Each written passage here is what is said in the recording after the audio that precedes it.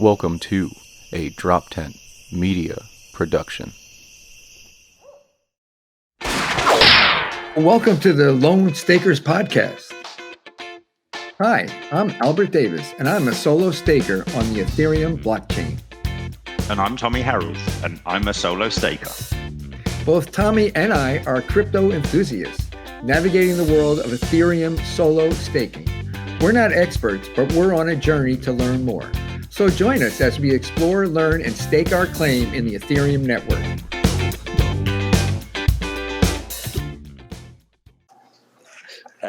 Okay, so welcome back to another episode of the Lone Stakers. Albert, how have you been doing? I've been doing fine. I'm got my stake going. Everything is hunky-dory in staking land, yes. Excellent. And today we have a special guest who is joining us. Rohan, how are you today? Very well, thanks, Tommy. Awesome. I think all is pretty well in staking land for me as well. Though since we last chatted, I still have not got any execution layer returns. I've had one in more than a year. And as I understand, you guys are doing a bit better than that. So fingers crossed that turns around. Well, yeah. So there's some good there, and there's some rough and some smooth. But yes, no. Today is at least where I'm sitting. It is a beautiful springtime October Southern Hemisphere afternoon. I guess you guys are enjoying a Northern Hemisphere fall morning. Why don't we kick off, Rohan, by just telling us a little bit about yourself from before you started getting into crypto? Like, give us the picture of who Rohan is outside of the crypto world. Well, who is Rohan outside of the crypto world? So for sort of in a career sense, I've spent most of my time in finance, investment banking, and then in sort of the business case world in telecommunications.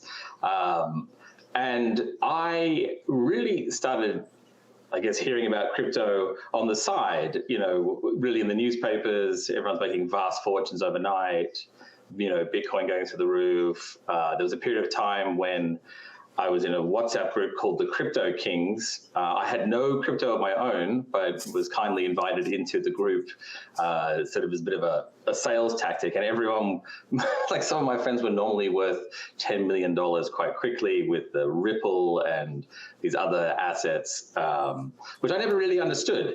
I didn't understand it. And I had this idea then, which I don't have quite as much now, that I would never invest in anything I didn't understand. But it turns out I'm just not that smart and I can't understand that much. And so I've needed to expand that definition over time. But that was sort of on the outsides. And then I have a bunch of friends who got involved in the sort of the crypto world. And that is where I sort of started getting interested in it, kind of conversations over beers, trying to understand what the thing does and what staking is and stuff. But yeah, so my background was very much in the sort of financial markets piece, but not so much in the technology side, which is I've always found that a bit overwhelming. Okay, that's very interesting, and I know you to the extent that I know it's not true that you don't understand very much, and you have far more insightful thoughts and deeper understanding of complex concepts than I do. So that's why we've invited you on to join us, so you can enlighten us with some of your wisdom. Okay, so you're in finance. You had some friends that were getting into crypto that had some, nominal level of affluence through their holdings. Like, how did you take that step to go from? How did you overcome the idea that you didn't understand it and then say, well, actually, I am going to invest in it? Talk us through that process. Well, so I sort of got interested in it from an investment point of view. I guess maybe a year or two after ETH came along, but where staking is actually what drove my interest in the first place in terms of taking a position myself, because that was something I could understand. It's before that time, I didn't quite understand how, you have a coin or a token or whatever you can seem to be able to divide them infinitesimally. So whilst there's a limited number of the nominal total, there's an unlimited amount of value as such, or units that you could have. Whereas if you're staking and you own a piece of software that is supporting a network, and that kind of made sense to me. Like, you're providing some value to the network. Effectively, you have sort of a share of the capacity to process things in the network. That's an asset that's worth something. And it correlates with the value of the overall value of ETH. Because I'd always had this idea that I could see why the world would slowly go this way, but I didn't understand why holding a Bitcoin or an ETH would help me in that. I said, if I could take a share in the company ETH or blockchain particularly, if I could own like a share of a blockchain or the blockchain, I would 100% be in for that. But that wasn't an option. And it sort of seemed that that staking would be the part of that. And then I had a friend who knows a lot about this, and we had a lot of conversations.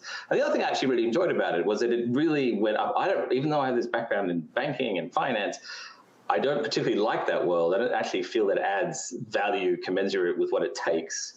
And there was nothing more divisive at the time than having a bunch of investment bankers or equity traders in a room who all hated this, really hated it. And it's kind of nice watching people get fired up over it and sort of understanding that the world might change, actually. And that's so it's a sort of an intellectual interest in it. And then I really wanted to have a node that seemed like a valuable asset in its own right.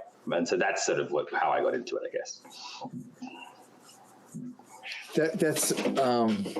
That's just a great explanation. I really like your viewpoint on it.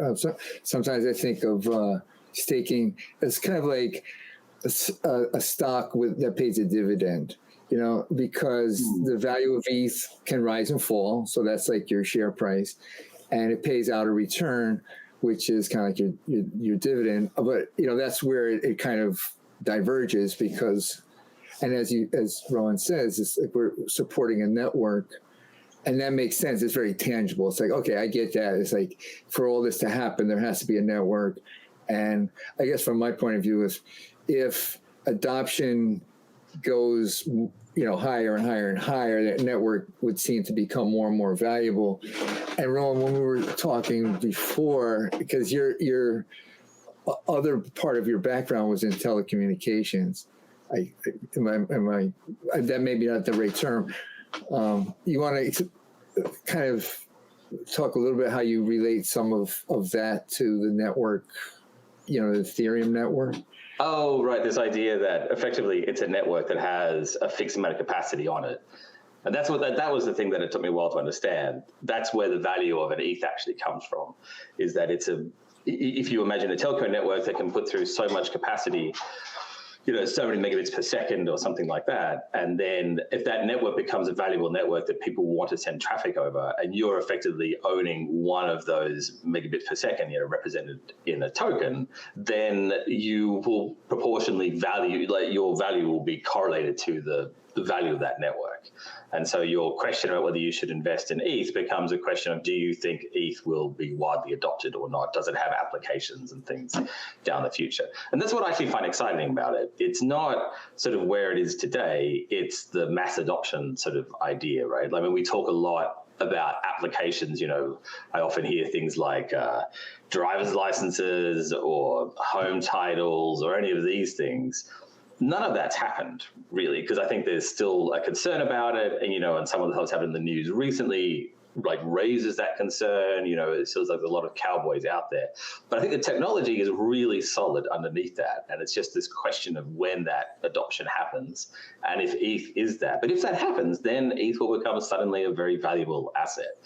And I'm sort of excited about it. Partly, you make a bit of money, but also it's nice to be a part of, positive change that, it's just interesting. And that's, we have we have a depressingly small number of investments, but this is the only one that I find interesting enough to read about, on the side. I mean, we have an investment property. I don't spend a vast amount of time, understanding the rental dynamics of that market or whatever. And I feel like it's part of, the way the world could change in a positive way. And do you have a a view, or have you thought through kind of what mass adoption might or could look like, or how general society moves in that direction? I think that, and that's the favorite conversation when when you've moved from the beer to the whiskey, that stage of the night is where you start really getting into the detail of this. But I had this idea that generally, not just with crypto, but generally things take much longer to happen than you originally anticipate. And then when they do happen, the effect is much, much larger than people generally anticipate it to be as well. And I suspect that will be the case here, where it has the potential to be so profound that it would touch vast parts of life. So, there's this kind of boring ideas about taking something which, like a database basically, which is privately stored somewhere and has to be accessed, and people are managing that at some cost, and then you make that a public thing, like the house title, driver's license stuff, even medical records, things like that. But then it actually, the sort of the contract side of it and the self-fulfilling contract side really changes how commerce can work. And that, I think, is where it gets really interesting, because it's sort of hard to predict. What you need is for people to start thinking about business with this in mind, right? So now we all might be thinking about this, and I have friends that are launching DAOs and doing all kinds of things, but it's not in the mass, right? There's very few CEOs or startups planning their life around this. But, I'm involved in a sort of an experience startup at the moment, and I'm trying to convince them that when people go into the experience, it's like you can imagine like a warehouse where a bunch of stuff goes on, not nefarious things, just fun things. But when you go in, you could be issued a token as the way that you would buy things, sort of in this world, right? But the token could have implications outside of that. So when you go home, you can now use it not only when your experience when you were there, but also when you're at home. If there's an online experience, there's going to be a VR element.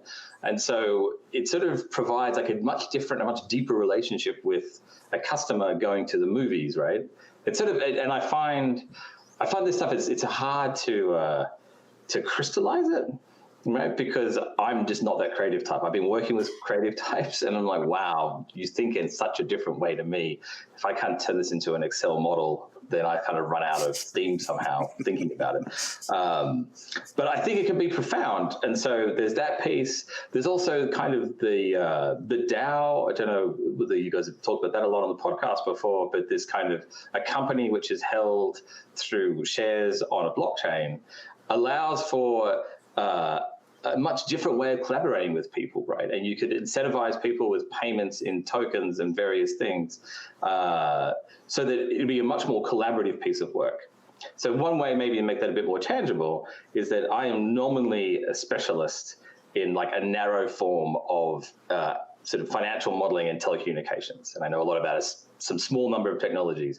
Very infrequently is that useful knowledge.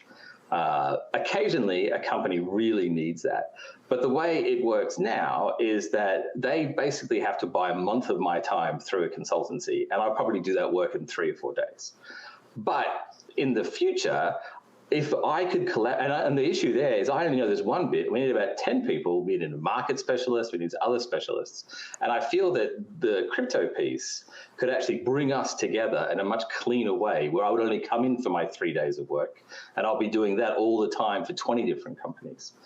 Now, I appreciate that's a pretty out there sort of way of trying to describe it. Does that make any sense? It does to me. I'm sure it does to Tommy as well. I'll take just a dip in here. I think when you were talking about like the incentives of an DAO and things, it's kind of, we already have this in customer relationships with reward points, which is, there's almost nothing you can do now with your credit cards, with your hotels, travel, where, and it's kind of like this way. First of all, they have to know who you are, which is kind of different. 15, 20 years ago, you could go into a store for 5 years and they didn't necessarily even know who you are. And so therefore they don't get much insight about habits or what your interests are and things like that. So to me, like crypto is like a kind of a natural extension, and the difference would be, I think, that it would be seamless to use points in different, like you could trade your points if they move to a more digital currency model of giving reward points to people. Then you could easily go amongst platforms with your points, but it's a nice way of relationships with customers, and also incentivizing and rewarding people for things. If that's how I kind of interpret it. Yeah, for sure. Well, and something that I love the idea of, which I think is possible with crypto, but it may have been one whiskey too many into the drinks. But so, effectively, we've all become products in a way. Like our data is sold constantly. What I love is the idea of somehow taking back that data, right? So if I order, say, an Uber taxi, Uber now knows, a bit of credit card information, but they also know, like, I went here to there at this time of day. Maybe there's some value in that. I think there is a way, as I understand it, technically, to keep that data. So Uber gets, for the moment I use them, they need to know those things, and they need to know my credit card information and such. But after that experience, it all comes back. They just get a window of time when they can know something about me, and then they lose it. But I still have that, and that can be stored on the blockchain. And what I love is the idea that occasionally, at my discretion, I could allow that data to be known. Maybe I'm in a shop or I'm online shopping, and I'm like, you know what? Recommend something to me. Look at me. Here's a second. Here's all of me for a second. Show me what I want. And then, that is what I want. Thank you very much. Because I'm quite surprised at how much stuff I seem to buy that I didn't know I needed. But I feel that there could be so much more optimized. What I hate is that sense of being somehow exploited, right? Even my own insecurities and weaknesses being exploited back to me by these services. And so if you could own it and then give it to them and then bring it back, and then maybe by sharing with them that period of time, I could be rewarded with, these points or some token or something like that. So I am benefiting from this experience. Plus, you as the company are selling a bit more for these moments that I'm interested in talking to you, and we can sort of take a bit of control back. That really excites me as well, which I feel can be tied in to the crypto world as the place of holding all this information. Yeah, no, I mean, I think that's a fascinating idea, and there's obviously two sides to that transaction, because there's the Uber side, the Google side. They have a vested interest in keeping it the way it is, exactly. and then there's the customer side, whereby I think we're all slightly concerned about how much of ourselves we are giving away, but when that search on the internet shows you something that actually is really useful, it's kind of hard not to just go with it. But no, I think that's really interesting, and I think it's something that a lot of people would get behind if we can get there as a group of people and as a society. We've spoken very theoretically so far. I wanted to kind of bring it back down to the experiential side of things. So you've told us why staking was appealing, and the kind of the nature of staking was what brought you on board and into the crypto holding staking world. You are a lone staker, just like me and Albert. When did you start staking? How have you found it? What have been your highlights? What have been your challenges? What didn't you anticipate when you started doing this, but you've realized? I mean, talk to us about your experience as a lone staker. Yeah, sure. So I guess it's been about a bit over a year, maybe 15 months or something, that I've had my node up and running. My plan to have a node has been probably in place for, I don't know, 2.5 years. But I found that the sort of the technical hurdles to get over it higher than I thought. And that's, I think, So in terms of my technical skills, I don't have a technical background, but I feel very comfortable, just like I think most people of my generation using computers and the internet and all that kind of stuff. I'm not having to do like tech support like I do for my parents. But I still found that was quite a hurdle for me. And particularly as you feel, or at least I felt, that if you make a mistake in this process, somehow you will lose the value of your stake. Which in the ETH world, depending on the price of ETH, but in all prices, is a substantial amount of money. And so I ended up going with launch nodes and using their concierge service and being talked through step by step. But even before doing that, you have to buy ETH, which means you need a wallet, which means you need to transfer. And then, I've lived in a few different countries and things, and not all my bank accounts can talk to the exchanges. And I spent a lot of time, I never have opened a bank account and checked the legal status of the bank it's a high street bank. I knew the bank. But even for the exchanges, I was like, well, is this a legitimate thing? Is this a scam that I'm sending this money to? So I found that sort of side of things much harder than I thought. And there's also this time when you send ETH from, say, I had to send it from a few different wallets to a MetaMask wallet. There's a period of time where you don't know, you haven't seen it arrive yet. I was sweating, I think genuinely sweating, waiting for that to turn up. And so that was a bit of an issue. And then the technical side of things, so in the launch nodes world, at least in my case, you get an AWS account and you then sort of load some software and things under that. That is beyond my pay grade of confidence. I would happily play around with that if there was no financial consequence. That's fine. Mm-hmm. But if there's a financial consequence, and so that's been quite hard. Now I'm much more used to it, and that's fine. And we do, I don't know, I guess every 6 weeks or 2 months or something, there's an update that needs to happen, and I'm relatively comfortable doing that. Though one time I got it wrong, and my node lost money for a few days before I noticed. And then I had to have some help to sort of fix that. And I still haven't set up the automatic withdrawal of the staking returns into an outside wallet, because I need to go through technical support to do that, and I just haven't had the time or the memory, if I'm being honest, to do that. But so that's been the stressful side of it. I very much enjoy going on and sort of seeing my node, and somehow I feel like what's the right word? It's a bit, not secret is the wrong word, but it's a thing that not that many people do. So I sort of enjoy that side of it. I've been surprised that ignoring the price of ETH, but the returns themselves aren't particularly strong, right? I mean, I think I'm 3.5% annualized or something like that, 3% on the node. So it's not, I don't think that's particularly commensurate with the risk, but I think it probably reflects the potential upside in the future when demand increases and things like that. I think there's some value of having a node in place. But no, it's been an interesting sort of experience, but harder than I thought.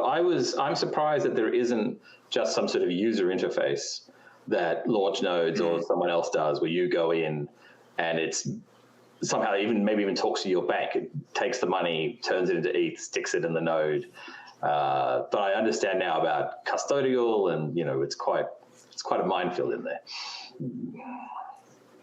Yeah, that's a great description. That whole process of accumulating ETH from exchanges and making these sort of decisions about what's a trustworthy exchange, what's not, and everybody, I think, is kind of feeling your way through that, just to get some ETH, and then you have to transfer it, into.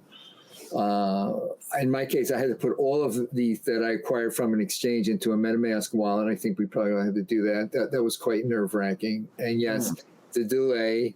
I have this technique where I first send like $10 worth, and I send $100 worth, and I send $100 worth. Yeah. And I want like 4 or 5 times that it actually worked. And then it's like, because if you're sending 10 or 15 or 20 ETH in one shot, it's a good chunk of change. So yeah, that and then it's absolutely surprised. Then sorry, but I was surprised at that time as well that the gas prices were it just happened to be there was a bit of furor going on at the time. I think there was like sort of an explosion in demand for ETH or maybe for nodes, but whatever it was, gas prices were really high. And so it really actually came up against, I was really concerned about that, because if the whole value to me of the ETH network is the low cost of transactions, if there's a high cost of transactions, then it somehow implies that the network is not fit for purpose. That seems to have improved over time, but at the time I was like, wow, this is, and also it was real money. Like, I don't know how much it cost me to transfer all the ETH around, but it wasn't nothing. It was definitely a nice dinner out. Yeah, I think that may have had to do with NFTs also, non-fungible tokens, and the frenzy there. I was driving up to. By the way, I have to be honest, I don't understand gas. I'm trying to. Every time I read about it, it's like it doesn't completely make sense to me, but I'm trying, and it's very fundamental, and I should understand it, but I just will admit to it. I once had a really bad experience with that, because it's the same thing. I did a transaction, and like nothing happened. Well, now we know that that's normal, because it takes time for it to go through and you have to look on the other end. But I impatiently pushed again, and I was sending additional transaction and racking up substantial ETH fees for no damn good reason. And so these are all part of those learning. I mean, it's funny, we kind of laugh about it, but then if this is to have been mass market adopted in some way, it's a huge issue, right? Because everybody can do that. Absolutely. So, and I guess the tooling, I don't know why it's so difficult, or why it takes time. I know, like, for example, I'm trying to do a little tooling to update the node. When we have to do node updates, I think there should be a little widget that we can do that through also. Like, you paste in your something and you click a button, and because at the end of the day, you're going through all these menus just to put it in a new version number. But I haven't been able to succeed at that. So, I guess it's more, I think those are the types of improvements that definitely will be necessary for mass adoption. No doubt about that. Yeah, for sure. The funny thing is, though, right, we moan and we groan, and like the last 5-10 minutes has been us saying, oh God, this, and oh, the technical challenges, and oh, you have to wait for 5 minutes for something to happen, and oh, this and oh, that. But I know that I'm happy that I'm staking. I'm pretty confident that I know that Albert's happy that he's a staker, and I think Rohan, you also are happy that you're a staker. So, like, what is it? Is it? I mean, you mentioned earlier the kind of like the potential force for good that the decentralized blockchain provides, and kind of being a part of that. Do you find that you have a daily glow when you wake up in the morning, because that you know that you're providing kind of some trust services to the blockchain out there? Exactly. Where do you get those payoffs? I think from a few things. The main one is that I don't quite know how, as it's going back to what we were talking about before, how the world is going to change, but I do feel that ETH will be a part of that change. At least it's definitely a blockchain, and it feels to me that ETH is the most likely of the blockchains to be a big part of that. And so in my mind, if you go back to a different analogy, it's a bit like the California gold rush, where the people that were really made money out of it were the ones that sold the picks and the shovels and all that kind of stuff. And in my mind, the node is the sort of the modern day equivalent of that. And so if you believe in the gold rush, then you believe in that piece. And so that I enjoy. I very much enjoy being, like, in my world, not many people do this, right? So I actually enjoy the fact that it's a bit different and a bit just as a separate kind of investment class that, people often challenge me about it. And I feel that it's one of those things in my circle of friends, I know more about this than most of them. In the crypto world, I know the smallest possible amount compared to crypto people, but I sort of enjoyed like that piece. And, I think the other thing, there is this, the world is so sort of, what's the right word, like unknown in the crypto space, that there are many, many possible things that can play out. I mean, I was reading the other day that there seems to be a potential limit on the number of nodes, I think a couple of million, on the ETH network that can be supported before it takes too long to process transactions and things like that. And there's ideas about how to resolve that. And one of the ideas is that you increase the number of tokens from the current 32 to, I forget what it is, it's an astronomical figure, 2030 or whatever. I guess it's 2 to the power of something. And that would make each node in itself a much more valuable thing because you have a limited number of nodes that you could have. Now, who knows how that plays out? But I will tell you this: if you own, an investment property, I can tell you how that's going to play out. Like, it's a very narrow set of outcomes that you've got there. Whereas this is much more interesting, right? Like, that sort of thing could happen, and it's just a fascinating thing to sort of be a part of. And so I have an objective to sort of just learn a bit more about it. And then possibly do something with it in terms of making different investment choices, but at least understand it more. It's interesting to me. So if you're the guy selling the picks and the dynamite, who are the gold miners? Well, so they're all the people that are set, like they have the ETH coins, but they're the ones doing all the transactions, right? Right. Okay. And yes. So if you're, so what we need is a lot more people doing a lot more transactions. Right. And then with my my little node shuttle thing. Yeah. Sure thing. Yeah, and also in that, it's because it's an ecosystem. There's people that are just speculating. There's people that are coming up with new ideas to build things. There's the developers, the software developers that get paid to build out this stuff. So there is a true ecosystem, and it is. I think it's a strategically, because I agree. I hadn't thought it quite the way Rohan's metaphor is, which are great. But strategically, I think a node is a pretty good spot to be in that ecosystem because it'll always be needed. And whether the price is kind of going up or down, you're still getting some return out of it. And I think it's a strategically smart place to be. Yeah. And I think. Oh, sorry, Tom. Sorry. Okay. What I was going to say was, I think the other argument in favour in terms of it as a pure financial investment is this idea that you have a lottery ticket, right? At any moment in time, your node could be.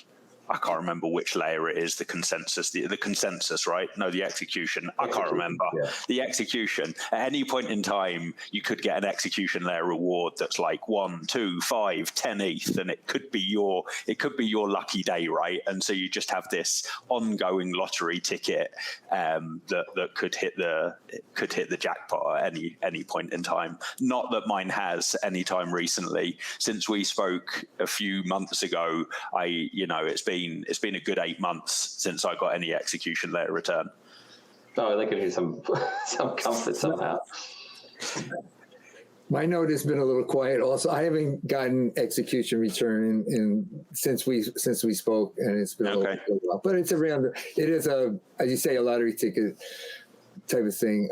So I guess we just have to be patient on that one. Yeah, I sort of wonder about it as well because so to me, like the big thing is about how you move ETH or the blockchain to be just more a part of society, like day-to-day life, right? Mm-hmm. And so, if that was how it was with, say, every time that you, send money from one bank account to another, occasionally you get 10 times that just randomly, right? Then it would be great for you as the recipient of the 10 times or whoever it was. But I think it has a problem with credibility, right? Like and I was reading, or maybe one of you was telling me, but the occasion, like people have got these enormous execution layer returns, like, tens of ETH for, and lucky them. But I think on the other side of it, when people outside of this are looking at it, they're like, well, that's just crazy. I mean, you didn't do anything particularly. And suddenly you've got, you've got the value of a car. Like, how can that work in the real world? I think was what people would say. So I'll be very interested to see how, because as I understand it, the ETH Foundation is looking to sort of have less of this sort of stuff going on. And to have it a much more kind of clean, more automated sort of system where you get paid for the resource that you're contributing rather than this kind of luck of putting together the perfect block piece. My understanding, and that's the depth of it as well. Yeah, that is a big topic. They call that minor extractable value. It used to be when they were doing proof of work. Now there's no true miners, but and it's a whole world in itself, and it really is a two-sided thing, because as a validator, and I have gotten a halfway decent reward out of that one time. So from my selfish part of me, it's like, oh, this is great, I got a nice reward. But I also can see that is exactly as you said, like that shouldn't be, because somebody, it's kind of like in a way a zero sum. If I'm gaining that, who got a little short end of that stick on the other side of it. And I think that is an impediment. It's a little bit of a tricky flaw in blockchain, because I guess the idea of a block is that there's a number of transactions in a block, and it turns out, and I don't know if this was just like an oversight in design. It's like, I guess they could have done it like it's ordered exactly in the timestamp, and that would eliminate this ordering and rewards for putting together quote unquote more profitable. Yeah.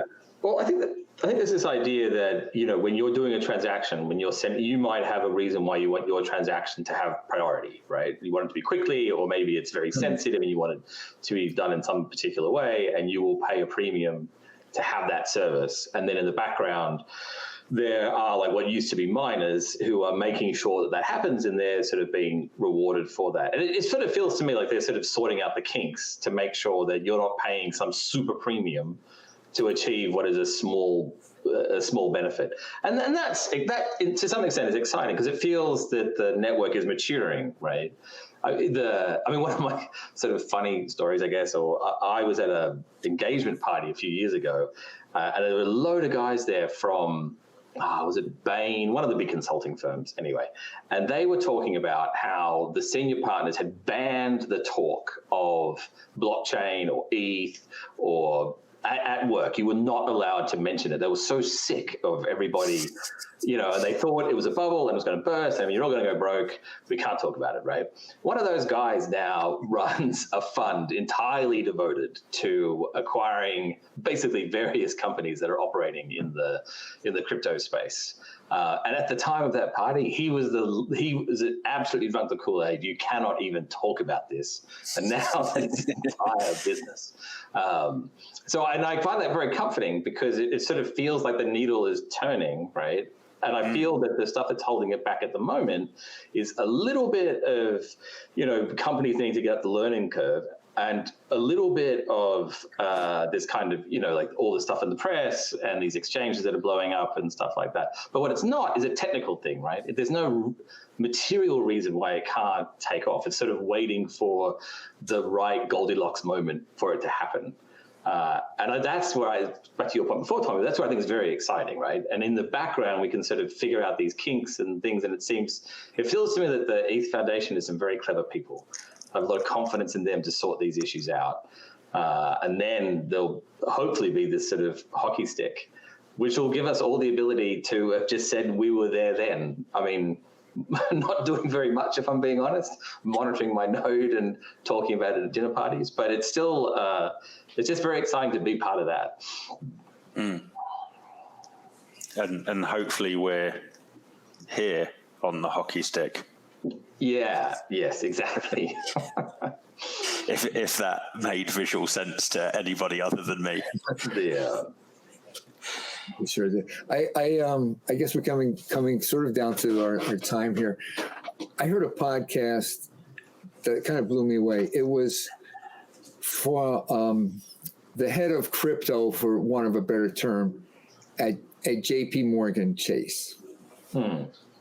Now, I had read and heard that the president of Chase, Jamie Dimon, was like totally crypto bad, don't waste your money.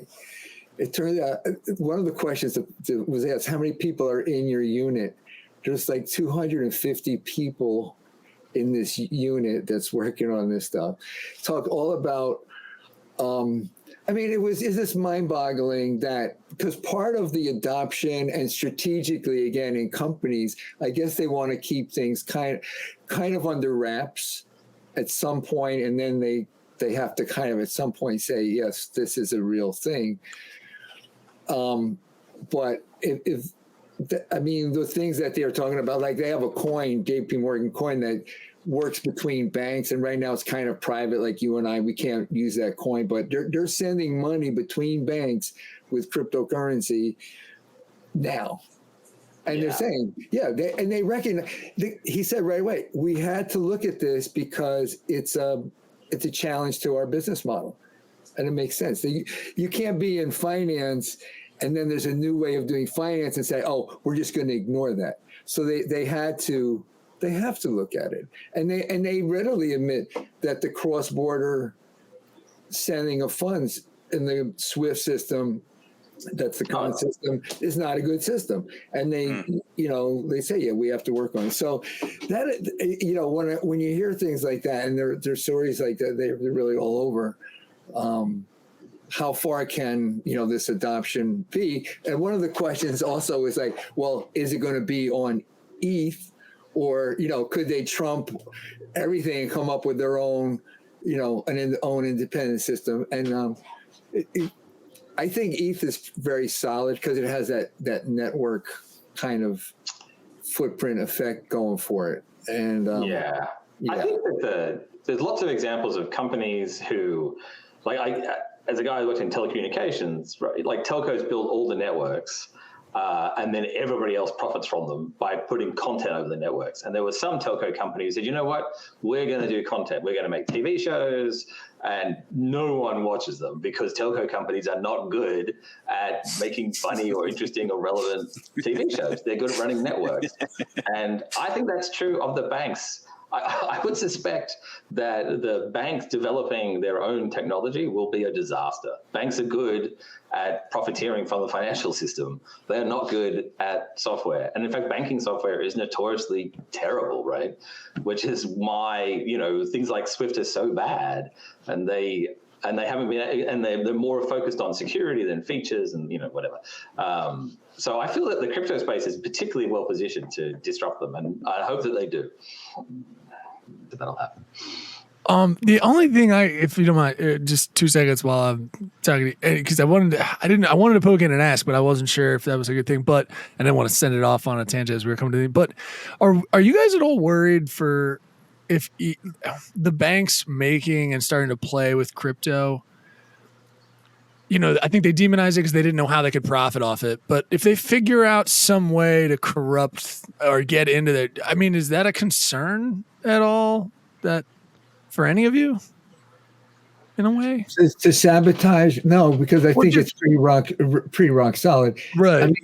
I think, I guess there's this slight fear that I have, like they could marginalize Ethereum by developing some other blockchain and marketing, and it's so much more reliable stuff. But as Rohan said, they probably screw it up. It is far, far, far from trivial what is being created, and all the little kinks that are being worked out. I think to start from scratch, I think people would have a very long road to travel, and they may never get there. And that even goes for central banks, because now, banks is one thing. What about the government creating a blockchain? Right. I can just imagine, because there are hacks and things. And so what happens when the whatever Bank of China or the Bank of the Fed creates a digital token trying to put a big footprint out there, and and then somebody hacks them? It's not going to be for $1 billion. It'll be for hundreds of billion. And I think they're probably afraid. So they may want to, even from a liability point of view, they may just want to stay on Ethereum. And then if something goes really, really wrong, they can just. Well, yeah. And I guess anything specifically Ethereum, right, would be if they started to demonize what's already here, right, and wanted to make their own thing, and then made node runners like they could start messing with percentages per transaction. Again, I don't know crazy much. I don't come from a crypto, but that's what I mean. Like, I don't put it past them. So my hairs on my arm stood up. Just be like, oh yeah, if a bunch of powerful people just were like, we want to stop what you guys are doing because we want to make more money off of. I think it's a valid point. I mean, in my mind, there's like a bit of a battle going on, right? Because I have a pretty negative view of banks, even though I've worked in them and for them or whatever for a long time. They kind of suck, right? And their whole purpose is to suck as much economic rent as they can out of the system. Because all they're supposed to be doing is helping people, farmers sell crops by getting money in advance. That's the purpose, and they're just assholes.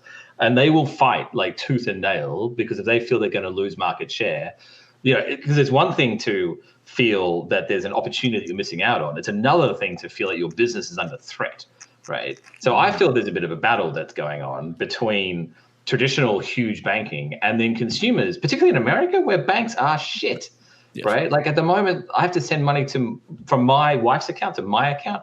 I have to forge her signature on a check and take a photograph of it to send money. It's so stupid. Yeah. And so I feel like banking is poorly served here. And then when you look at international trade and currency, you are getting screwed, right? And so the crypto can solve that problem and it can do it cheaply. And so I think it's a question of consumers and businesses being like, I want to use a cheaper, better service. And if that works, crypto will win, right? But if the regulators and things come in, then who knows? And at the moment, the problem is that so many people have lost piles of money in crypto, either because the price has come down or because they've been hacked or whatever. And I read a whole thing the other day saying that eventually, in order for crypto to work, you have to have some level of regulation, right? So you don't have and then eventually the regulation just grows to the point where you have another banking system that's basically exactly the same with a different technology underneath. So, I don't know. What do you think, Tommy? So I think the point you raise, Neil, is very, very, very valid. And I think it essentially zeroes in on this idea of, is Ethereum the network that's going to become the broad, widely adopted network? And I think it has some advantages in that it was early. It has like the right people working on it, it seems. But there's always a risk. If I'm in ETH, if you're in ETH, that ETH's not going to be the one. Something else is going to come along and overtake it. But it's not my biggest worry in the world. I'm far more worried that I'm going to forget a password, or that I'm going to lose my keys, or that I'm not going to get a good night's sleep tonight, or that there are other worries that consume me far more than that one. But yeah, no, it definitely is something like, did I put my eggs in the right basket? I don't know. I hope so. Because the other thing I think is really cool with ETH and the sort of the crypto world is like, just say, for example, that the banks are like, we want to buy the ETH blockchain. We want to use that for us. That's a good technology, right? In a standard world, you could just go to the company that owned that thing and be like, I want to buy all your shares, and you have some protracted negotiation, you buy the thing. You cannot buy this network unless you literally buy, I guess you could buy all of the ETH tokens if you wanted, but all that does is give you the ability to use the network. But the development and things that goes on underneath it, it is not for sale. It is literally impossible to buy it. Right? Yeah. And that's super cool, because then it ends up morphing and changing. And as you regulate it, it will change. There's no jurisdiction you can go after, all that kind of stuff. It means it's hard to enforce things on it, but it does mean that you can't be sort of taken out and shut down, right? That's cool to me. So wonderful. Thank you that was great. Thanks, guys. Maybe. So I think possibly with that, we've come to the end of our time. Thank you so much for joining us today, Rohan. Your ideas and thoughts and insights I find personally fascinating. So thank you very much for spending the time with us and for sharing your ideas. Yeah. Oh, thanks very much. Yeah, I also want to say you really are very articulate in how you describe these things. So you have a very good voice for this space, and I hope you will continue talking about it amongst your friends and others as well. And I really enjoyed our conversation today. Oh, indeed. Thank you very much. I really enjoyed being here. join us for the next episode of The Lone Stakers. Thank you for tuning in. We really appreciate you sharing our crypto journey. Please send us a message via thelonestakers@gmail.com and make sure to like, subscribe, follow, and mash that bell button so you never miss an episode. The Lone Stakers Podcast. Everywhere you find podcasts.